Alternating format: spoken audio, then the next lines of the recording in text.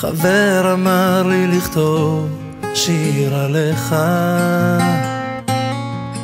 על כל מה שראיתי בפניך,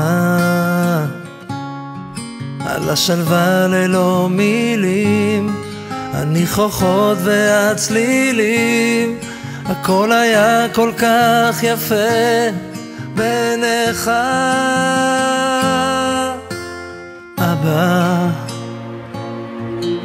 זוכר את השבילים לבית הספר, את כל המנגינות מתוך החדר, שהקשבת איך אני שר עם המבט המאושר והחיוך המתחבא בין שפתיך. אבא, על הדרכים שכה אהבת לטפח, אני הלכתי וניסיתי לנצח, ולא תמיד הבנתי איך, כי לא הכל הולך. אני שונה ממך אבל מאוד כמוך.